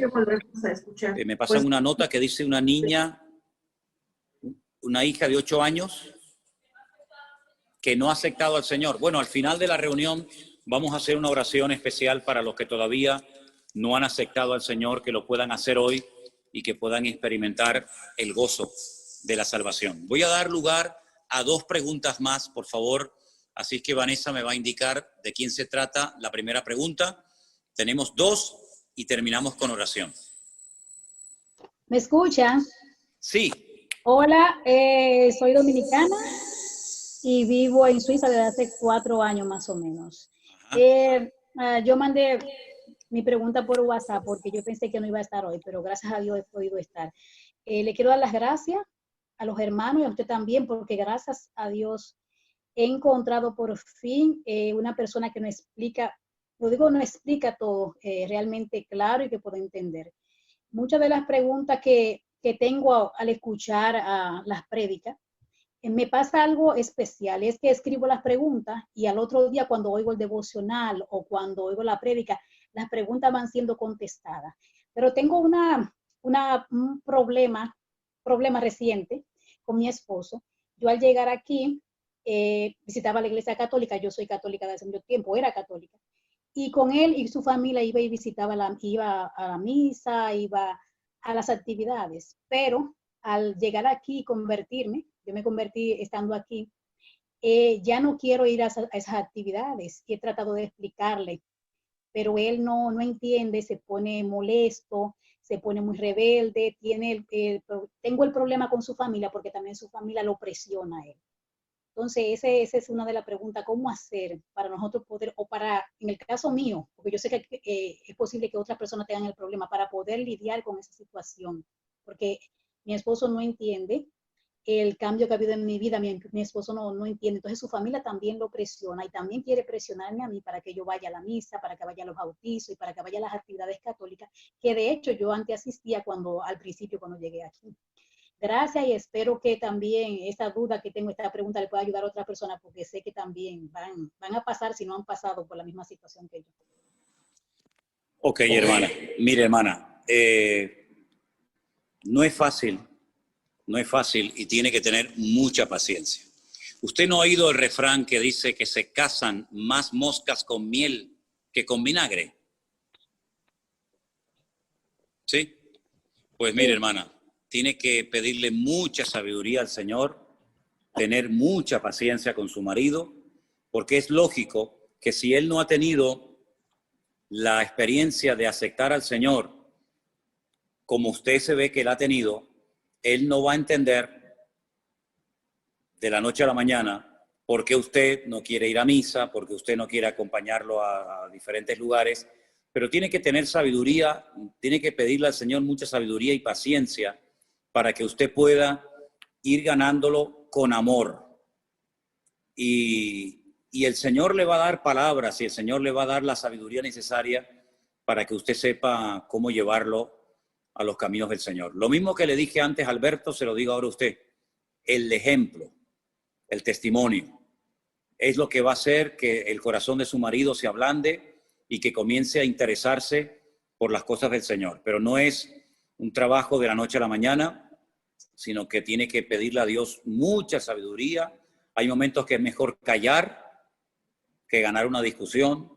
Hay momentos que es mejor hablar y no callar. Es decir, es un día a día, y que el Señor le ayude a la luz de la palabra y orando al Señor por él. Ore mucho por él, Señor, toca su corazón, que él entienda el evangelio. Si usted un día, no sé cómo lo ve, pero si usted un día le dice, mira, ¿tú quieres que hagamos una oración juntos? ¿Quieres que demos gracias a Dios por la comida? ¿Quieres que demos gracias a Dios por nuestro matrimonio? Y él acepta. Es decir, vaya poquito a poco sembrando, con mucha paciencia, con mucha sabiduría, y ya va a ver como poco a poco el Señor va a ir tocando su corazón, pero sobre todo con el ejemplo. No intente convencerlo, ni intente obligarlo, porque los hombres así no van. Al contrario, se lo va a poner en su contra. Y a usted no le conviene, y a usted no le interesa tener una guerra en casa. Así que tenga mucha paciencia, ore mucho por él, y que el Señor toque su corazón. Y si algún día pueden orar juntos, aproveche. Y si no, inténtelo en otra ocasión. Pero sobre todo, paciencia. Y no corra, no lo presione, porque lo que va a hacer es producir la reacción contraria. ¿De acuerdo, hermana? Ok, Que Dios la gracias, bendiga. pastor. Bendiciones. Gracias. Venga, y la última pregunta de esta reunión de hoy. ¿Quién la va a hacer, por favor? Hola, ¿me escucha? Sí. Bendiciones, pastor. ¿Cómo le va? Muy bien, muy bien. Adelante. Bueno, yo estoy en la iglesia virtual con ustedes. Así que acá se lo presento a Oscar, católico, y quiere preguntar él. ¿Me entendió? Que yo estoy en la iglesia virtual con ustedes y él es el católico. Bien, pues que haga la pregunta. Bueno, preséntate. Buenas tardes, Pastor. pastor. Buenas tardes. Mucho gusto. Yo soy Oscar, que soy católico. Más atrás. Ahí habla. Yo quería hacerle la pregunta, recién lo escuchaba cuando le explicaba a usted, a la anterior señora, que tenga paciencia con su marido, que porque ella no quiere ir a misa y todo eso. Creo que cuando estamos en el catolicismo o en el evangelismo, hablamos del mismo Señor, ¿o no? Sí, sí. Lo que pasa es que yo tengo el micrófono cerrado para que no se acople aquí el sonido. Claro que tenemos al mismo Señor, claro, por supuesto. Solamente hay uno, no hay dos señores, hay uno solo. Exacto, exactamente. Entonces, ¿por qué esas diferencias? Bueno, con todo mi respeto, perdón, dígame su nombre otra vez, disculpe que se me olvidó. Oscar, pastor. Oscar, ok, gracias. Oscar, la diferencia entre los católicos y los evangélicos no está en el Señor, en absoluto. Ahí no radica la diferencia entre un católico y un evangélico. Sí, ya lo sé. Si usted y yo nos sentamos a comer un asado allí en Argentina, o en España, o donde sea, y sale el tema del Señor, su Señor es exactamente igual que el mío. Se llama Jesucristo, su madre se llamaba María, su padre se llamaba José, nació en un pueblecito llamado Belén de Judea, en Israel, hace 2000 años, murió en una cruz, resucitó al tercer día, ascendió, está sentado a la diestra de Dios Padre, todo es igual, todo es exactamente igual. La diferencia, repito, no está en el tema del Señor, está en otras cosas que también son de vital importancia. Por ejemplo, un buen católico, un católico como tiene que ser, pues tiene que estar sometido a una autoridad que, por ejemplo, como usted sabe bien, y ahora además es de origen argentino, como es el Papa. Ahí ya hay una diferencia bastante grande. Otra diferencia bastante grande, por ejemplo, es a la hora de confesar nuestros pecados. Yo no voy nunca a ningún hombre a contarle mis pecados, ni mi vida, ni nada. Yo voy directamente a Dios. Un buen católico tiene que ir primeramente a un confesionario y después de pedir perdón por sus pecados, según la doctrina católica, el cura lo absuelve de sus pecados, le manda una penitencia, la hace y, en principio, es lo que tiene que hacer para el perdón de sus pecados. Otra gran diferencia.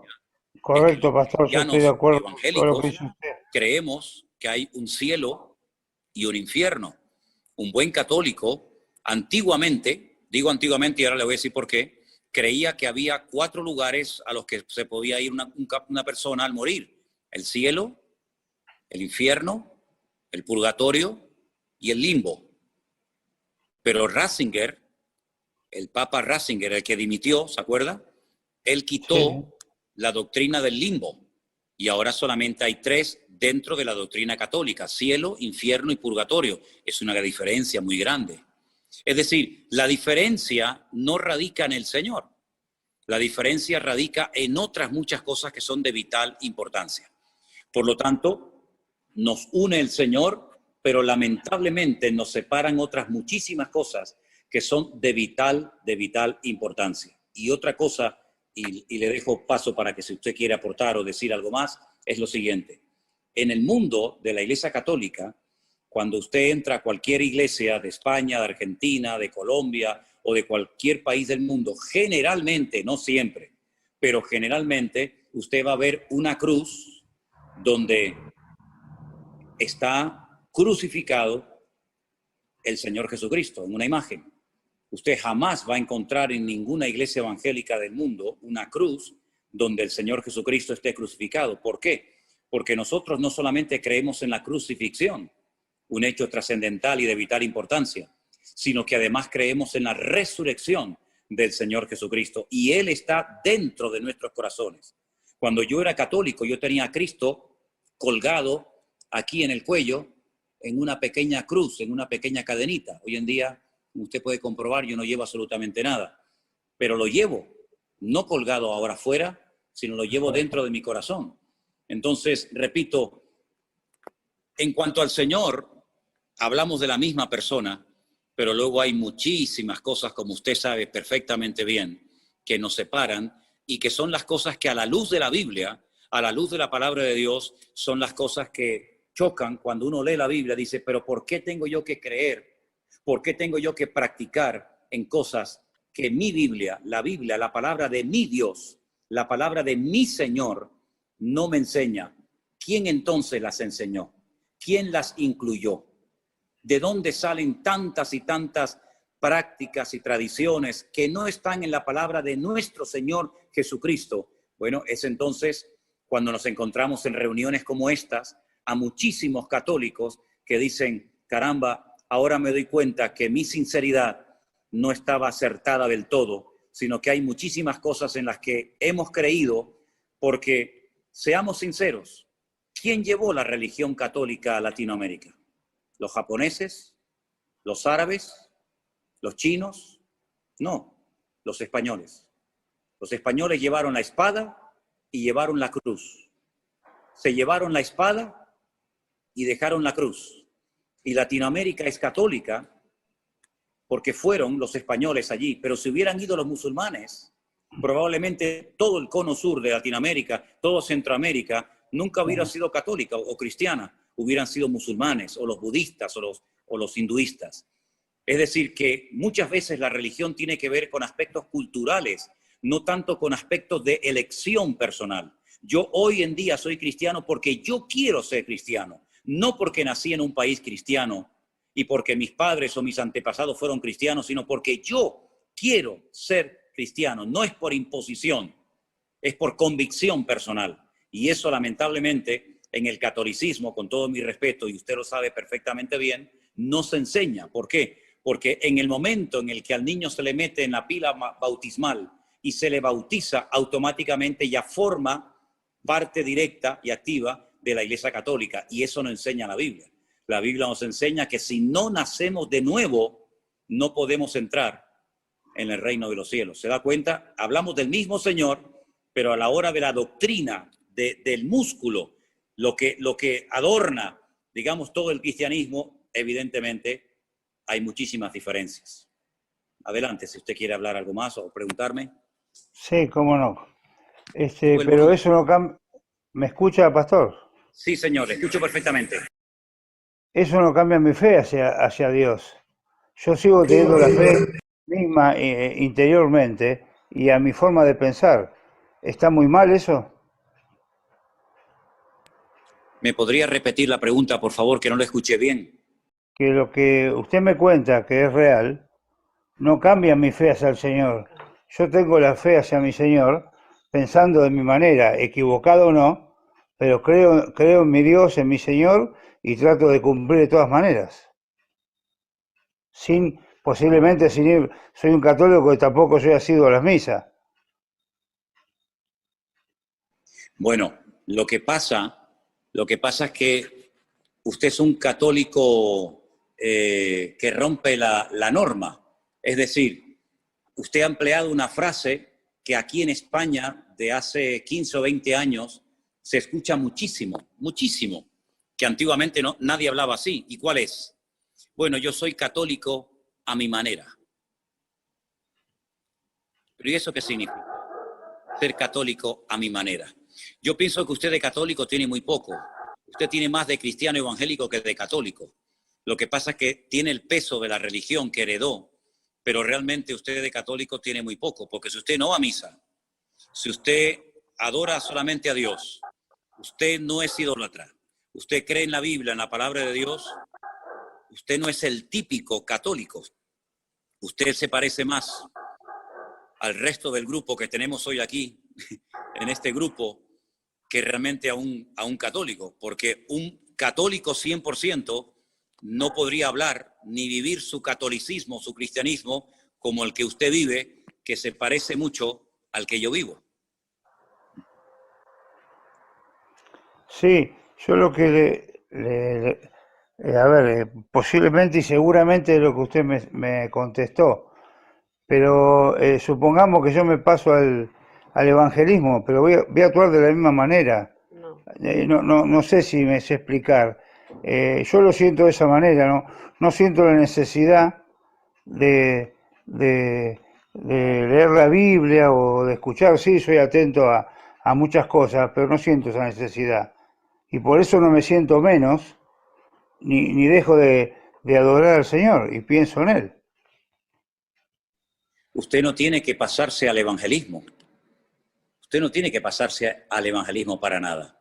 De hecho, esta reunión y los devocionales que yo hago y los programas que llevo haciendo hace tiempo del Pastor Online y todo esto, el objetivo no es sacar a la gente de la Iglesia Católica y meterlos en el evangelismo.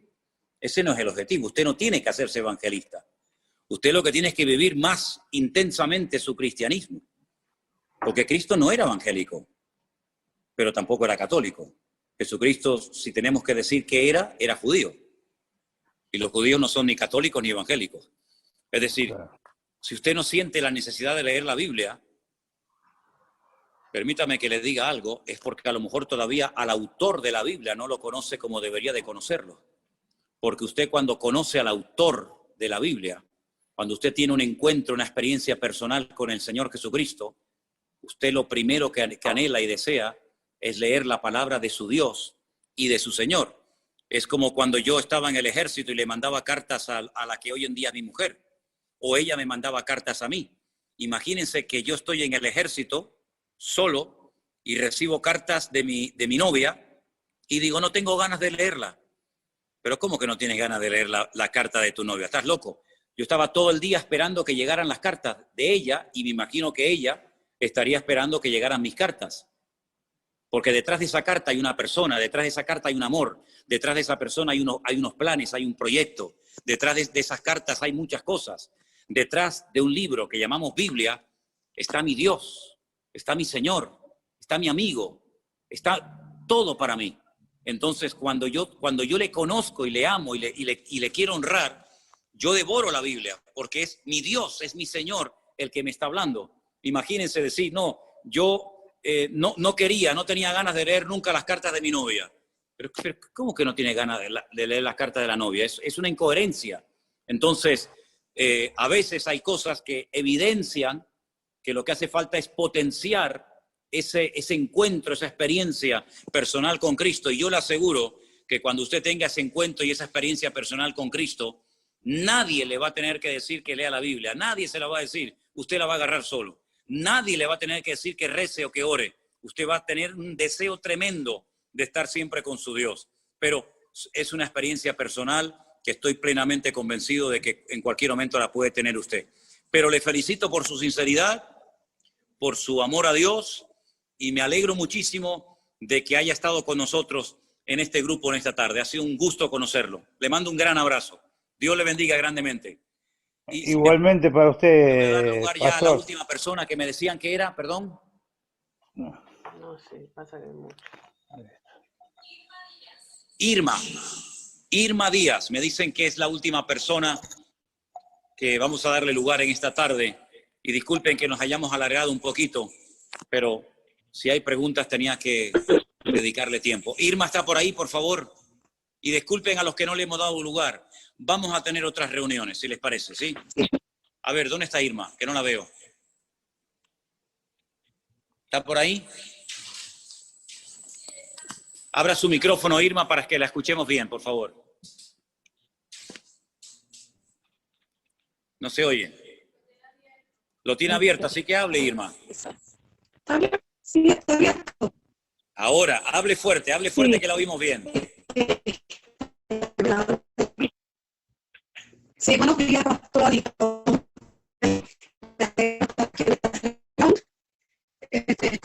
Discúlpeme, Irma, pero se le escucha muy mal. Entonces, no se enfade con nosotros. Enfádese con la compañía telefónica, pero no conmigo. Miren, vamos a hacer algo. Yo le voy a pedir a todos los que están conectados, ¿sí? Todos los que están conectados en este momento, que oremos al Señor. Que le pidamos al Señor que nos ayude. Aquí no se trata de ser católico ni evangélico. Aquí se trata de ser cristianos, de seguir a Cristo, de vivir como Dios manda. Vaya usted a la iglesia que quiera, reúnese donde quiera. De hecho, ninguno de ustedes, fíjense lo que son las cosas, ninguno de ustedes se puede congregar con nosotros aquí en Canarias, para que se dé cuenta de que el objetivo no es atraer a la gente a nuestra iglesia para que seamos más. No, es que es imposible hacerlo. Aquí de lo que se trata es que el Señor esté con nosotros, que nosotros estemos con Él. Y hermanos, seamos sinceros, el mundo está que se cae a pedazos. El mundo está muy mal. Miren, hoy, y permítame que les comparta esta noticia, hay una cadena muy famosa de hoteles en España que se llama Riu, con R, Riu. Aquí en Canarias, esta cadena hotelera de hoteles muy buenos tiene 11 hoteles. ¿Saben cuántos cerraron hoy? ¿Saben cuántos cientos y cientos de personas hoy han perdido su puesto de trabajo?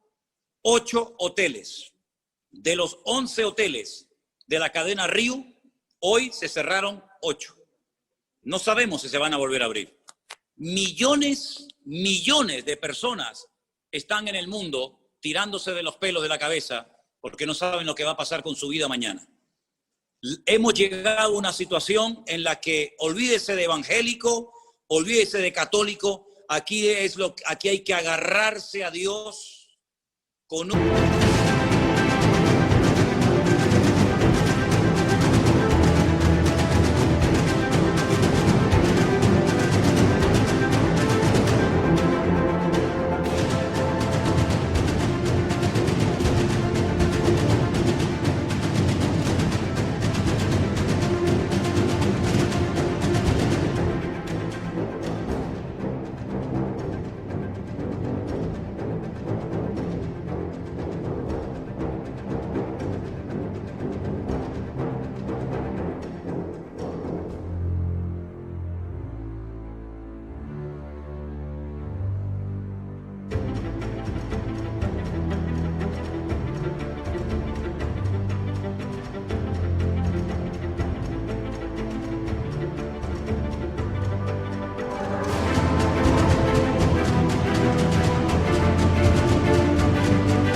y dientes y pelearla y clamar al Señor con todo nuestro corazón para que el Señor nos ayude y guarde nuestras vidas y nuestras familias.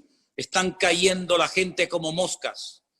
Ya se están infectando niños pequeñitos. Tenemos a las puertas aquí en España algo que puede ser un caos terrible. Millones de niños y de adolescentes y de jóvenes van a comenzar en estos días las clases en el colegio. Lo que va a pasar, nadie lo sabe. Hay ricos que se están muriendo, y pobres también, y blancos, y negros, y latinos, y americanos, y católicos, y evangélicos, y ateos. Esto afecta a todo el mundo. Solamente nos queda una esperanza. No es la política, no es el deporte, no son los pastores. La única esperanza que nos queda firme, el ancla firme, es nuestro Dios. Y Él nos ha unido. No les conozco personalmente.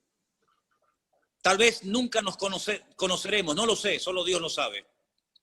Pero aquí lo importante es que conozcamos a Dios, que dejemos a un lado nuestras diferencias, si es que las hay, y miremos solamente a lo alto, a nuestro Dios, y que Él nos guarde en esta hora tremenda que está sacudiendo a todo el mundo.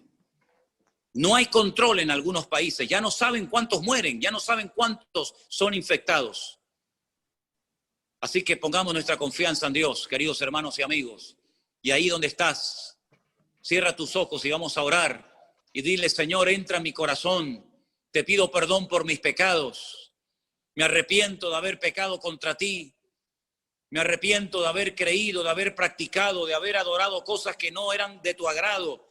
Pero hoy te pedimos todos, cristianos, católicos, evangélicos, da igual, hoy todos te pedimos perdón, Señor. Perdónanos porque todos hemos pecado, todos estamos separados, todos nos hemos descarriado como ovejas, cada cual se apartó por su camino. Unos escogieron una religión, otras otro, pero todos al final nos perdimos. Pero gloria a Dios que tú mandaste al Salvador, al camino, a la verdad y a la vida, que es Jesucristo, el Salvador del mundo, a la tierra, para que muriera por nuestros pecados y a través de su sacrificio y de su resurrección poder obtener el perdón de nuestras almas y poder experimentar el gozo de la salvación. Señor, gracias por esta reunión preciosa donde nos hemos visto las caras, donde nos hemos conocido, donde hemos oído la voz de muchos preguntando, opinando. Señor, pido una gran bendición para todos mis hermanos, para estas familias que están representadas con estos hermanos y hermanas que hoy se han juntado en esta reunión de Zoom. Señor, ayúdanos, que no te fallemos en esta hora. Aumenta nuestra fe, Señor. Aviva y despierta a tu amada iglesia y únenos con tu Espíritu Santo, Señor, para que demos testimonio al mundo en esta hora difícil en la que estamos viviendo todos los habitantes de la tierra. Ayúdanos a los cristianos, ayúdanos a nosotros como pueblo de Dios, iglesia tuya que somos, a mantenernos firmes en la fe, a no tener miedo de nada ni de nadie. Señor, y sigue obrando milagros y maravillas en la vida de todos y de cada uno de nosotros. Muchas gracias, Señor, por esta reunión maravillosa, inolvidable que hemos tenido en este día. Bendigo a todos mis hermanos, Señor, y que tú sigas usando nuestras vidas, lo poquito que podemos aportar desde esta parte del mundo para bendecir a tanta gente. Ayúdanos, Señor, y que no haya nadie que se pierda, que no haya nadie que se condene, que no haya nadie que pierda la oportunidad y el privilegio de conocer a Cristo como su Señor y Salvador personal. Gracias te damos en el nombre de tu amado Hijo Jesús. Amén. Y amén. Gloria a Dios. Mis queridos hermanos, Dios les bendiga. Sé que ha habido problemitas con el sonido, con la imagen, con una cosa y con otra, pero gracias al Señor hemos podido celebrar esta reunión. Que Dios les bendiga. Me alegro mucho de haber estado con ustedes. Gracias a Vanessa, que ha estado arriba en el ordenador, a Anderson, nuestro hermano Armando. Hemos estado grabando esto para también que otras personas también puedan ser bendecidas. Ahora, si quieren, abran todos sus micrófonos y que el Señor les guarde y les bendiga. Yo mañana estaré por la mañana en el devocional, como siempre, a la misma hora, y que Dios les guarde. Sigan orando por nosotros, como nosotros lo hacemos por ustedes. El Señor les guarde. Pastor. Un abrazo para todos. Gracias, pastor. Muchas gracias. Gracias. Bendiciones. Bendiciones. Gracias. Les aman el amor de Cristo.